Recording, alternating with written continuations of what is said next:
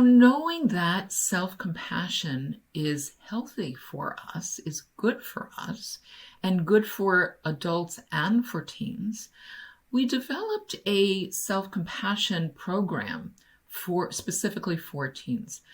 And this was a program that I developed with a colleague, and it was adapted from an adult self-compassion program called Mindful Self-Compassion. The Mindful Self-Compassion program for adults was developed by Kristen Neff and Chris Germer, and we adapted it for teens. Originally, it was called Making Friends with Yourself. We have recently changed the name to Mindful Self-Compassion for Teens. The program is 8 sessions long. Each session is an hour and a half. We teach it to teens ages 11 to 18, although we never teach that whole range of ages in one group. We'll teach either 11 to 14-year-olds or 15 to 18-year-olds, or 11 to 13-year-olds and 14 to 16-year-olds, but we won't have that whole age range in one group because they're too different developmentally, and the kinds of things that they struggle with are very different. This is just some of the data that we have published already on this program. We have seen increases in resilience and what we call curiosity and exploration. And what that is the tendency to reach out and to try different things and to explore, to embrace new experiences. We have also found decreases in negative mood, in anxiety, in perceived stress, how stressed teens see themselves as being.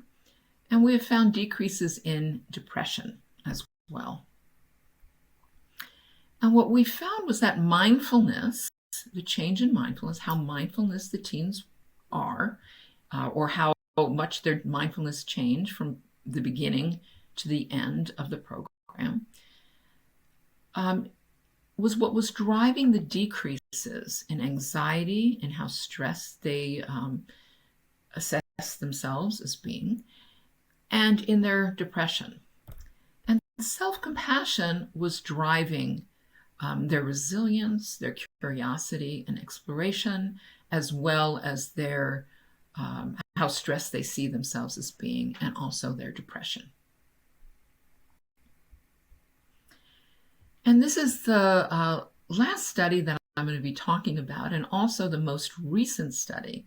This is a study that we did with transgender teens, and this is a study that we did only over the last year and a half during the pandemic. So it was done all online, conducted all online, with 3 different cohorts of transgender teens. So in the first graph, in the upper left, you'll see how self-compassion changed. And there are 3 different time points. The first time point is before the intervention. The second time point is right after the intervention was over, after the 8 sessions. And the last time point is 3 months later. So you can see self-compassion increased dramatically from the first to the second time point, and then increased a little bit more by the 3rd month after the intervention. And in the second graph, in the upper right-hand corner, what you're looking at is depression.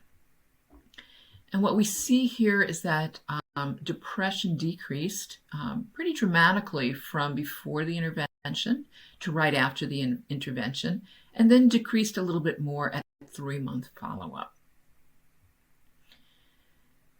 And then in the graph in the lower left, what we have is what's called perceived burdensomeness. And this is how much teens perceive themselves as being a liability to others around them, particularly to their families and to their friends. So how much they perceive themselves to be a burden.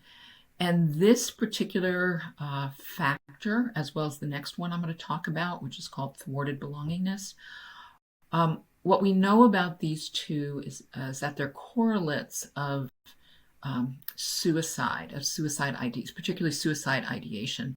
So we know that these are two different factors that, if they're both present to some degree, that it is likely that the teen has also experiences thoughts about suicide. So what we see in the lower left-hand, the graph in the lower left-hand corner is perceived burdensomeness, and we see this is decreasing from pre to post, right after the intervention, and stays about the same, increases just a slight bit at 3-month follow-up.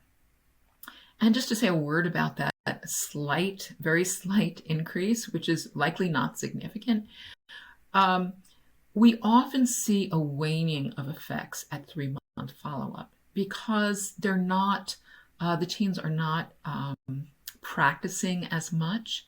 They're not meeting weekly, or in this case, the teens were meeting twice a week. And so we often see waning of effects at follow-up. So it's really very positive that we didn't see waning in self-compassion or depression, the first two graphs that I talked about.